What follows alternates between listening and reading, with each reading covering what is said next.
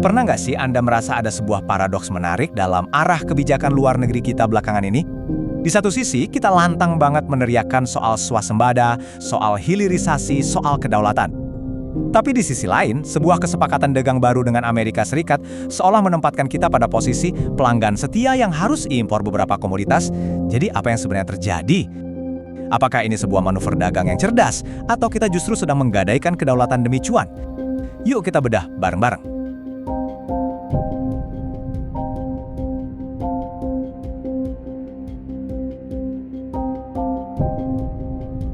Nah, ini dia nih, inti dari paradoks yang saya maksud tadi.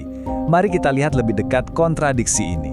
Bagaimana visi besar kita sebagai bangsa tiba-tiba dihadapkan pada sebuah realitas baru yang sekilas kelihatannya berlawanan arah 180 derajat. Di sebelah kiri, visi nasional kita. Jelas, lantang, dan idealis. Swasembada pangan dan hilirisasi industri. Pokoknya, jadi bangsa yang mandiri.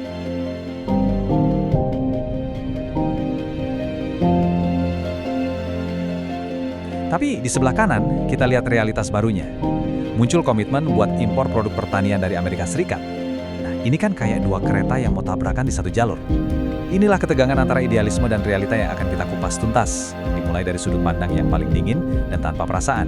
Kacamata pragmatis.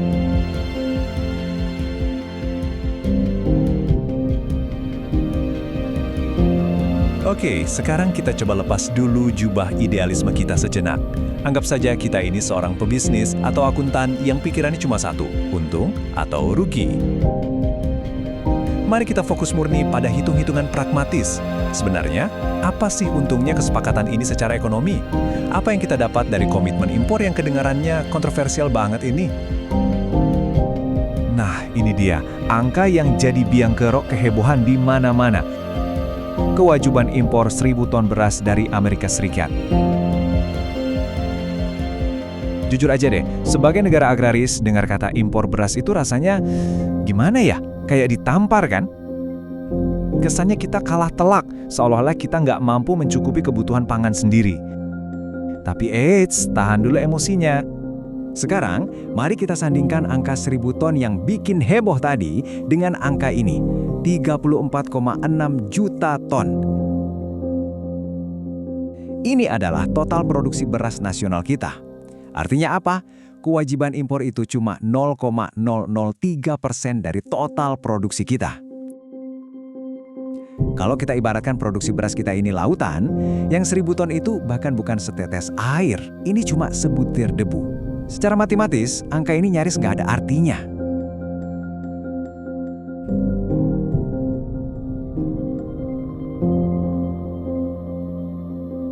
Dan ternyata, pola sebutir debu ini nggak cuma berlaku buat beras loh. Coba kita lihat tabel ini. Gandum, kita diminta impor 2 juta ton dari AS. Kedengarannya gede kan?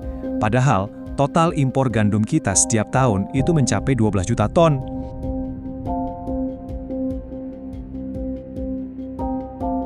Daging sapi dan jeruk juga polanya sama. Jadi argumen dari sisi pragmatis itu sederhana.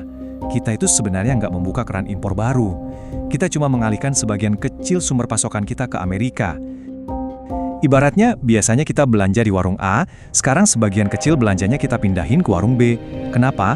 Nah, ini bagian menariknya. Inilah jawabannya.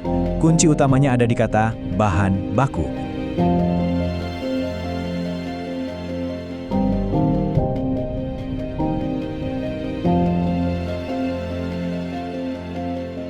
Impor-impor ini bukan buat konsumsi akhir yang bakal bersaing langsung dengan produk petani lokal. Bukan.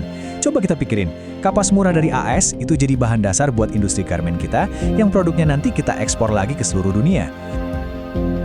Kedelai, itu nyawanya industri tahu dan tempe nasional.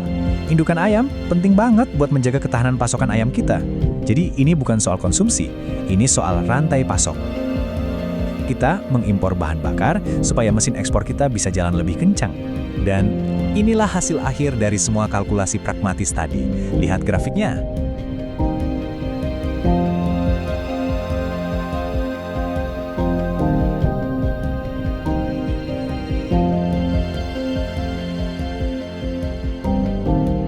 Sebelum ada kesepakatan ini, surplus dagang kita dengan Amerika itu sudah bagus, di angka 31 triliun rupiah. Tapi setelah kesepakatan ini jalan, proyeksinya surplus kita bisa meledak jadi hampir 400 triliun rupiah. Naik lebih dari 10 kali lipat. Jadi, kalau kita hanya melihat dari kacamata angka dan cuan, nggak bisa dipungkiri, kesepakatan ini adalah sebuah kemenangan ekonomi yang telak.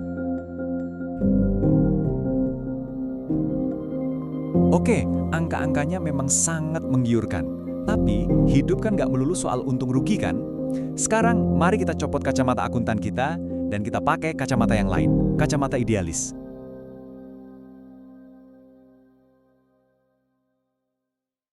Perspektif ini mengajak kita bertanya pertanyaan yang lebih dalam. Oke, kita untung besar, tapi berapa harga yang harus kita bayar dalam mata uang yang namanya kedaulatan dan harga diri bangsa? Nah, disinilah letak jantung perdebatannya. Keuntungan ekonomi yang besar itu seringkali datang dengan biaya yang tak terlihat, yang nggak bisa ditulis di neraca keuangan.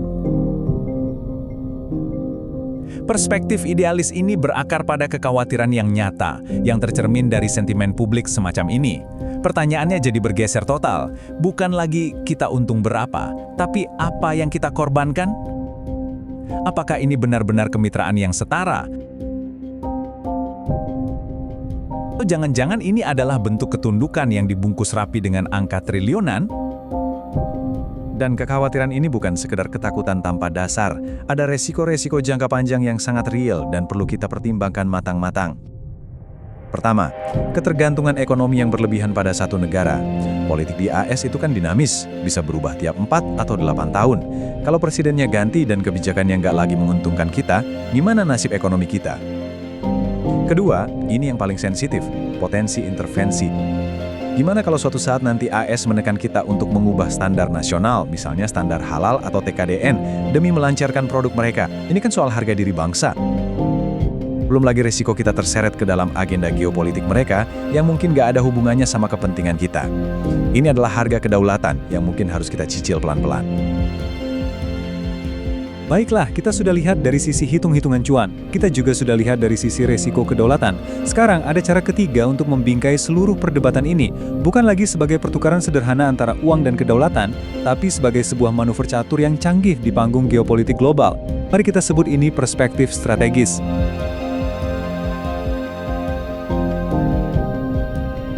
Konsepnya bisa disebut arbitrase geopolitik. Coba bayangkan begini, komitmen impor yang angkanya cuma sebutir debu tadi, itu bukan biaya, tapi anggaplah itu premi asuransi yang kita bayar secara rutin. Kecil, tapi penting.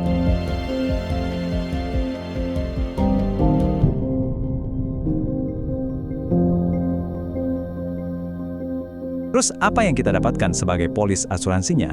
Bukan uang pertanggungan, tapi sesuatu yang jauh lebih berharga di dunia yang serba tidak pasti ini, stabilitas akses pasar dan semacam perlindungan geopolitik.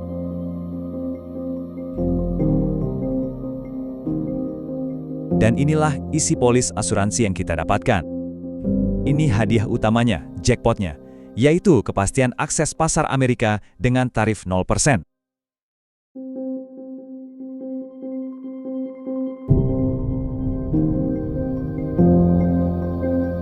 Ini bukan main-main. Bayangkan, produk-produk ekspor andalan kita, tekstil, alas kaki, kopi, sawit, bisa masuk ke pasar konsumen terbesar di dunia tanpa kena bea masuk sama sekali. Ini seperti kita diberi jalur VIP, sementara para pesaing utama kita di Asia Tenggara, seperti Vietnam dan Thailand, masih harus antri dan bayar tiket masuk yang mahal. Ini adalah sebuah keunggulan kompetitif yang nilainya mungkin jauh lebih besar dari angka surplus dagang tadi.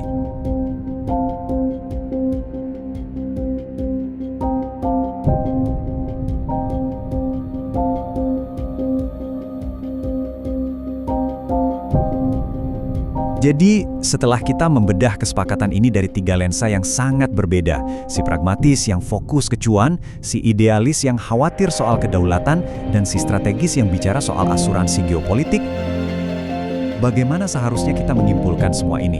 Apa gambaran besarnya?